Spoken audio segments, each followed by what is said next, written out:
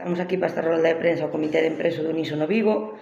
debido a que o Unísono negase a devolver salarios detraídos ao persoal que secundou a paralización da actividade que fixemos en marzo por riesgo inminente de contagio. E o primeiro que queremos é denunciar a actuación miserenta da empresa durante a pandemia e total abandono por parte das autoridades competentes. En este caso, o Comité de Empresa do Unísono quere denunciar a ruín actuación de Unísono, que non só non garantiu a seguridade do persoal durante os primeiros momentos da emerxencia sanitaria, sino que agora pretende tirar proveito do risco o que se viron sometidas as traballadoras e os traballadores o negarse a devolverlle as cantidades que se descontou nas nóminas de abril por non acudir ao seu posto ou existir serio perigo de contagio. Hai que lembrar que o pasado 18 de marzo este Comité de Unísono veuse na obriga de aplicar por risco grave inminente de contagio da COVID-19 unha paralización da actividade nas plataformas de Vigo ante a falta de medidas de seguridade e a comunicación o día anterior dun caso positivo. Esta paralización da actividade está avalada polo artigo 21 da Lei de Prevención de Riscos. Nese momento estábamos en activo nos 3 centros de traballo alrededor de 900 persoas, non cumprindo a distancia requerida polo Ministerio de Sanidade, incumprindo o protocolo establecido pola COVID-19, xa que traballábamos a unha distancia de entre 40 e 80 centímetros.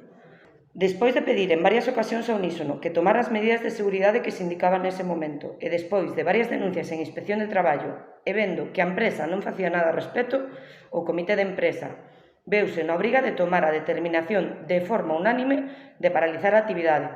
tras comunicalo tanto ao Unísono como ás autoridades pertinentes para garantir a saúde de todas e todos os traballadores.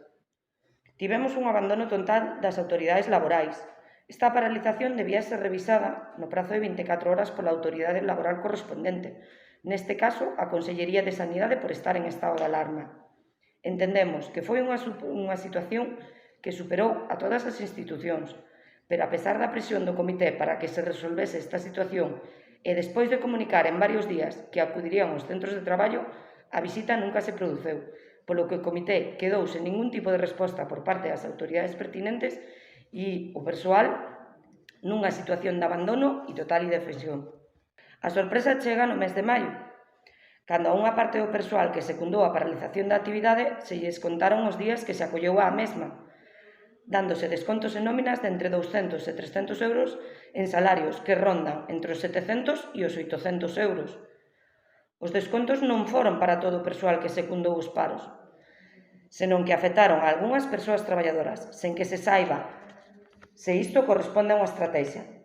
A pesar de que o Comité intentou por todos os medios que a empresa non descontase estes salarios, xa que a propia Lei de Prevención de Riscos Laborais di que non pode haber prexuízo ningún en aplicar esta medida e as reclamacións do persoal afectado, a única resposta do Unísono é que decidirá un xulgado.